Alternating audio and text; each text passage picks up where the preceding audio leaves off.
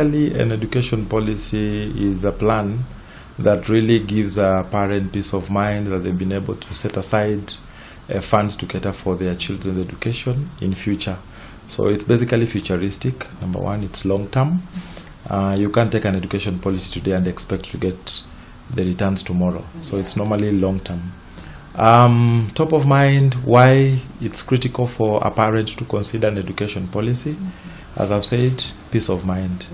I think you've seen quite a number of parents when they have children going to Form 1 or university, they really face a lot of challenges raising school fees.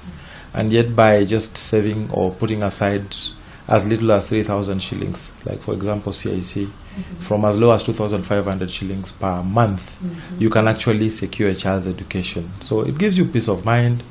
When you have an education policy, it guarantees you that your child will go to school no matter what happens, whether you are there or not, because you have to name beneficiaries, guardians and all that. The other thing is, an education policy is a good tool for savings. Kenyans have a culture of not saving. So with an education policy, it gives a parent an opportunity to save. And they say, haba na haba ujaza kibaba. So it comes really in handy in terms of that. Number 3, an education policy offers protection. That's why it's different from the normal savings we do. Because number 1, it protects the life of the parent. In case a parent, let's say, passes on, what normally happens, for example, our product, if it's a natural loss of life, we normally give the sum assured. Sum assured is the level of cover that a parent takes. I can give a simple example. If today you want to insure your, let's say your Mercedes E350, will do valuation, tell you this car is worth 5 million. That is the sum assured. If it's a Toyota Premium, will tell you it is worth 1 million. That is the sum assured. So the level of cover you take comes like your sum assured, like your protection cover. And that is dictated also the premiums that you pay. So basically, peace of mind, savings, the protection aspect, including permanent total disability. If our customer, for example, is involved in an accident or illness that leads to permanent total disability, what we normally do, we give the sum assured 50% of it to the customer, whatever they had already planned to save in the future, and then we waive the premiums. The parent no longer pays premium because we understand they can no longer raise the premiums. So we waive those premiums, and then we'll still pay the partial maturities and final maturities, especially when that kid goes to school, either Form 1, Form 2, Form 3, Form 4. Those are the payments we'll make on behalf of the parent. So really, peace of mind. It's a good tool to save, to use as a savings tool. At the same time, protection.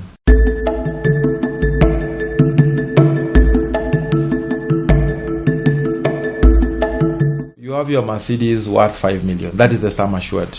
If we were to do premium for the same, let's say 4% or 5 million, that's like 200K. If you were to do a car for 1 million, the premium will be 4%, that is 40,000. The higher the sum assured, the higher the premiums. So even for life insurance, the higher you go in terms of picking a sum assured protection cover for yourself, then definitely the premiums will go up. For example, if you want to take your children to Australia for further studies, maybe university, and I want to take my children to a local university, my needs are very different. I might have to save 100,000 shillings per month, probably, compared to somebody else who will save 10,000 shillings per month. So the level of cover really determines the extent of premiums you'll pay. Your age is also a factor. The younger you are, the cheaper the insurance product. So that's also a factor. The other is the period. Today, if you take a life policy, for example, for education, like for, let's say, 15 years, let's say sum assured of 1 million, I take the same product, 1 million, for 10 years. The one who's taking a 15-year policy will pay less because the period is longer. Just like a loan product. The longer the period, the less the amounts you pay, the repayments. So for insurance, it also works like that. If you take a long-term product, you can enjoy a bigger protection cover with very competitive, affordable premiums. The lower you take in terms of the period, that is the policy term, the higher the premiums you pay. So that's why it's good to plan early. Insurance is actually affordable. The only thing is you just need to have the information and make the right decision.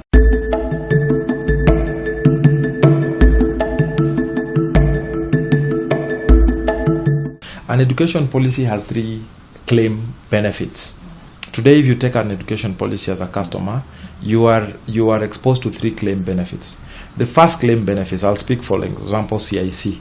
Number 1, if there is loss of life of our customer, naturally, we'll pay 50% to the next of kin. If the sum assured was 1 million, even if you've saved for 2 months, we'll pay 50% of that sum assured to the next of kin, just to cool things down in terms of any things that are required. The second benefit of a claim comes in terms of waiver of premium. If the breadwinner is no longer there, they were supposed to be paying premiums every month to sustain that policy until maturity. Actually, 90% of our customers live to maturity. We pay the maturities here. So in the unfortunate incidents that we have a parent who doesn't live to see maturity, we waive the premiums the moment we pay the 50%. So that is the second phase of what? Of a benefit in terms of an education policy. The third one is the promise, where we said you are taking a policy for 10 years with, for example, CIC insurance. We'll pay the last 5 payments to your next of kin to support the school of your child, whether you are there or not. So we will pay the partial payments, what we call partial payments. For example, if they go to Form 1, we'll pay money. Form 2, we'll pay to the guardian, of course. Form 3 and all that. And then the final maturity. So that's how it works. Fortunately, most of our clients, as I've said, they live to see the policies of their maturity. So they'll get Form 1 school fees, Form 2, Form 3, Form 4, and then the final maturity. So that's how the benefits are structured.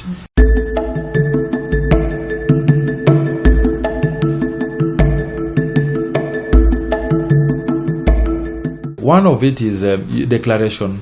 When you're taking a life policy, it's good to declare your status in terms of whatever questions you're asked on the policy proposal form, because we normally ask questions there. So for example, if one is, let's say, terminally ill and they're taking a life policy and they don't disclose, when your next of kin come to claim, we'll look at the cause of death, and especially in the early stages. In the early stage. That's why we have waiting periods of 6 months, because initially people would actually buy policies for people who are terminally ill just for the sake of benefiting, and will decline those claims. So if you're terminally ill, just declare so that we see the extent of cover that we can give. Of course, there are things that we don't discriminate, like if somebody says they are HIV positive on the proposal form, we still give you cover. That is not discriminated. But there are things that we look out when we are doing underwriting that you must declare.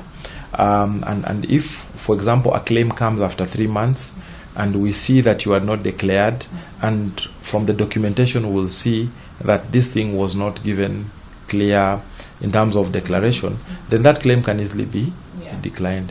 The other one is if you are not paying your premiums regularly. For example, you pay premiums for a certain period of time and then you stop paying. Then a claim comes up and you want to be paid. Then that becomes a challenge as well. So once you make a decision to take a life policy, it's very critical for you to really make that long-term decision. There are terms we use in insurance, for example, surrender value. Most of the life policies in the industry, they have a surrender value of 3 years. That means if you start paying premiums today and you lapse that policy, for example, after 2 years you give up, then a claim happens on the, let's say, on the 30th month. It is not payable because you've surrendered the policy. It's a term.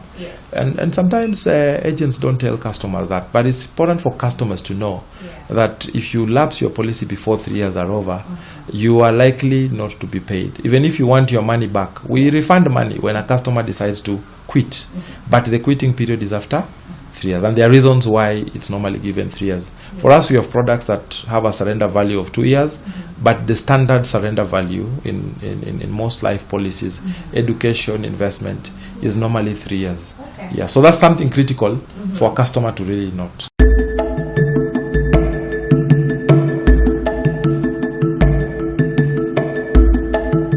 My approach, and what I've really tried to do even within our sales teams and our teams here, we have an approach of educating the customer first. Let the customer make that informed decision. On top of that, we normally have what we call quality assurance, callbacks. Every customer who signs a proposal form with CIC Life Assurance, they have to receive a call back where we confirm all those details. The policy you've taken, whether you've understood what you're taking, how many years, the premium, and if you change your mind, we are willing to listen to that. We send back the agent to convince you otherwise.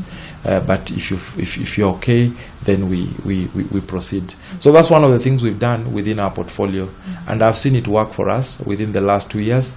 We are receiving less and less cancellations because customers are able to be taken through by a different person from our call center, just to make sure that they really understand what they are getting to. Because also we don't want to ruin reputation. Insurance is very critical as well. It's really critical. If you look at it, it's something that we really value. So it's important that people get to know what they are getting into in the right way.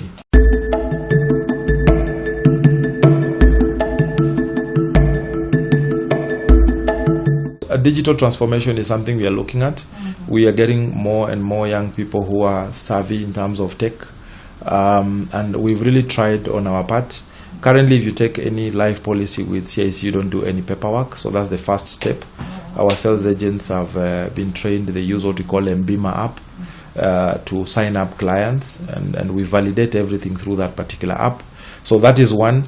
You can also be able to receive your quotations through our app and all that. We give you updates and all that. But also we are really trying to try to create solutions that are also short-term. I think that is where we are going. We have Generation Z who are very impatient. They are looking at a policy of 15 years. They are like, this is ages. I need something right now. So we are also trying to, and that's I think what the industry is getting into, trying to come up with short-term solutions that still give a return. Because at the end of the day, insurance is very tricky.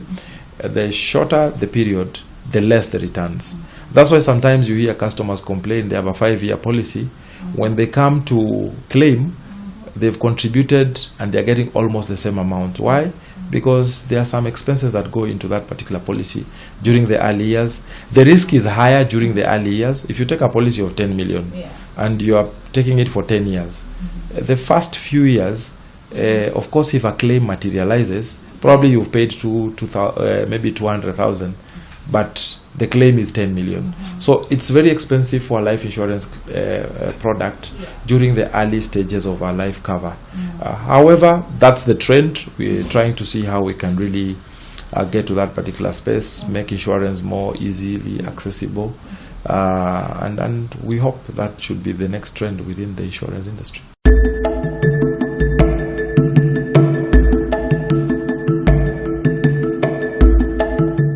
Insurance is very, very affordable, I would say. If we look at our lifestyles, we do a lot of things. Look at your cost for Uber daily. Look at your cost for harambes that you are in terms of mchango, weddings. Look at sherehe. We are saying continue doing that, but put aside some money for the future. A rainy day will come, that money will come in handy. So we really encourage young people, old people, please consider taking an education policy. It will guarantee your child education, and they say education is the key to success. 90% it has been proven that education equalizes most of us from different backgrounds.